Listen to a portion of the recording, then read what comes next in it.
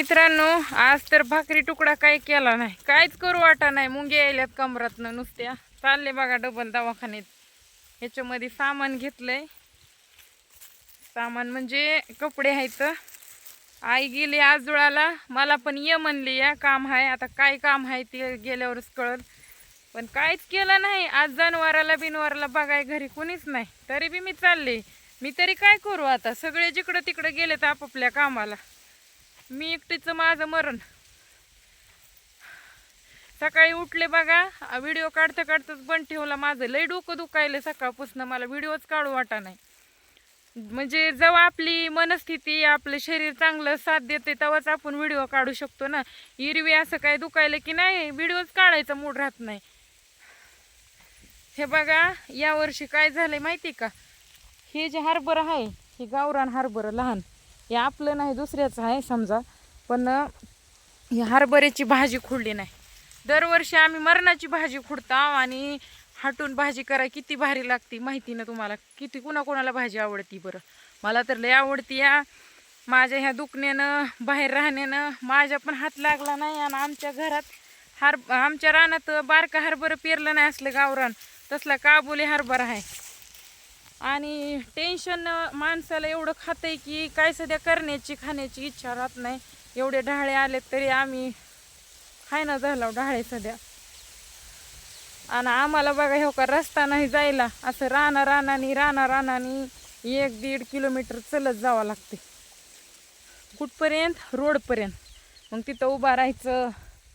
आमच्या गावाला बस उभा राहत नाही, ॲटो पकडायचा आणि तिथून मग आंब्याला जायचं. ती बी ॲटोवाले 50 रुपये घेणार, बसनं गेलं तर कमी तिकीट लागणार.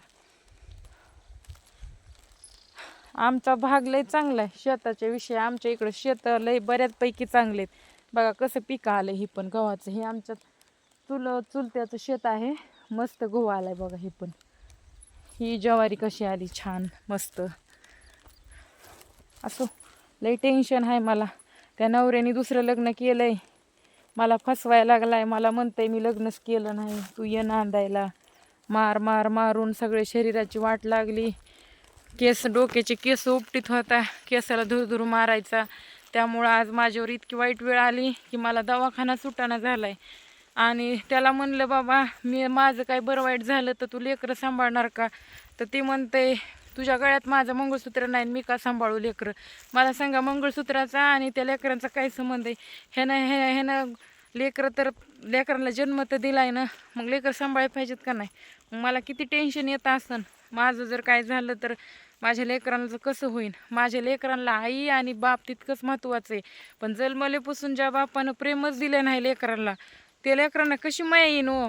बरं लेकरं नेऊन घाल म्हणतात काही लोक, त्याच्या दारात टाकून ये. आता मी सांभाळले, माया लागली त्यांची मला त्यांची. समजा माझ्यापाशी राहिले नसते, त्यांची सवय असती तर काय वाटलं नसतं. पण लहानपणापासून माझ्यापाशी आहेत, मी सांभाळते, त्यांचा लय जीव आहे माझ्यावर. त्यामुळं मला नेऊन सोडायचं सध्या लय म्हणजे अवघड वाटते. लेकरं माझे रडते नाही, दुसरा काढून काही झालं तर मग जाऊ द्या. 2 पैसे आपणच कमविणार आहेत, पण त्यांना काही झालं तर मग काय उपयोग आहे ह्या माणसाच्या जन्माला येऊन. आणि एक आई म्हणून आपण आई नाही राहणार त्या लेकराची, कारण आपण एवढं चुकीचं वागतो म्हणल्यावर काय उपयोग आहे. बरोबर आहे का नाही सांगा.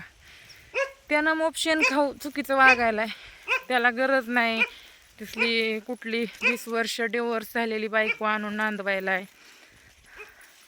बरं जुन्या काळामध्ये सासरवास होते, मग सासरवास सहन केला. पहिलं माझ्या आजीला सुद्धा सासरवास झालेला नाही असं नाही, तर मग ठीक आहे माहेरात राहिली ना, त्यांच्या चुकीमुळे राहिली तर त्यांनी त्यांच्यामध्ये सुधार करायला मला न्यायला पाहिजे होतं. ते न्यायलाच आले नाहीत. मला डायरेक्ट नोटिसा, कोर्ट कचेरी भानगडी त्यांनी केलं.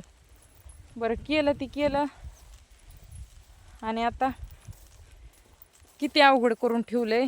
त्या बाईसंग लग्न केलंय, त्या बाईला पण पहिले लेकरं आहेत, ती सारखंच येडे घालते तिथं इथे.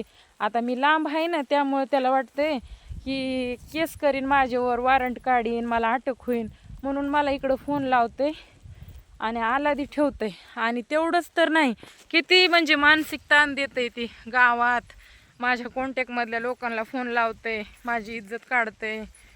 किंवा एखाद्या मुलासोबत, आता व्हिडिओ क्रिएटर असल्यामुळं कोण पण व्हिडिओ काढायला येते, व्हिडिओ काढतात, तर ती म्हणणार, लोकांना सांगणार, बघा हीच तिचा नवरा आहे, हीच तिचा नवरा आहे, ती तिचा नवरा आहे, असं स्वतःच्या बायकोची इज्जत घालवितंय. मला सांगा, ही माणूस एवढा लाबाड बोलतंय. आता तिची बायको तिथंच आहे, त्याच्या घरी नांदती, 4 महिने 2 महिने आणतंय आणि इकडून वारण बिरण निघन, माझा एखादा व्हिडिओ पडला की तिला नेऊन सोडतंय, मुकाट्या तिकडं ठेवलंय तिला.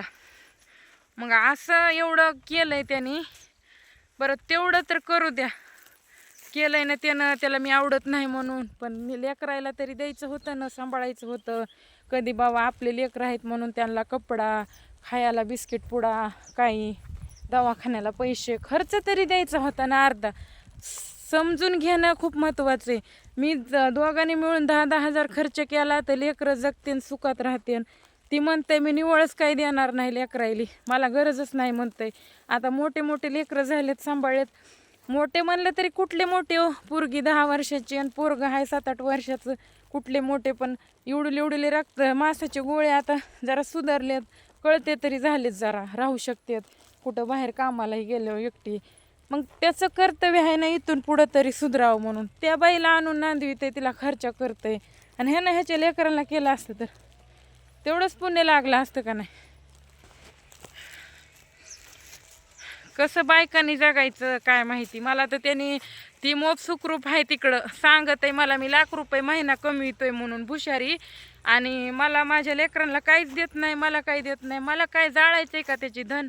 माझं एवढं आयुष्य उद्ध्वस्त केलं, धनाला काय करायचे सांगा, आणि पैशाला तरी काय करायचं? आपल्या आयुष्यात सुखच नाही तर.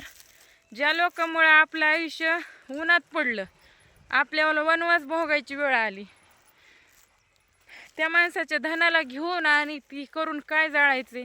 देणाऱ्या माणसाने कवाच दिलं असतं, सांभाळणाऱ्या माणसाने कसं बी सांभाळलं असतं. ज्याला गरज असते ना ते कसं बी सांभाळतं बरं का, आणि ज्याला नसते ते निमित्त करते फक्त. त्यांना मला नांदवायचंच नव्हतं पहिल्यापासून.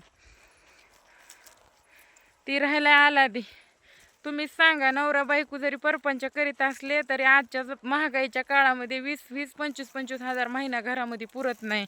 शाळेचा खर्च, कपड्याचा खर्च, बुटाचा खर्च, चड्ड्याचा खर्च, खाण्यापिण्याचा खर्च, रूम भाडं, इतर खर्च.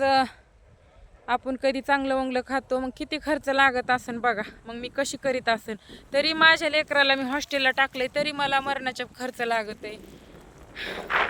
कसं जगायचं महिलांनी? चला आता लय बोलण्याचा अर्थ नाही. हो का, थंडी वाजून येईल मला. मी आता कानालाही बांधते आणि जाते. वाहन काय भेटत नाही. हो का, इथून अजून लांब रोड आहे, ती झाडं दिसते, तिकडं जाऊन मी येते. काय म्हणते ते डॉक्टर. चला बाय बाय.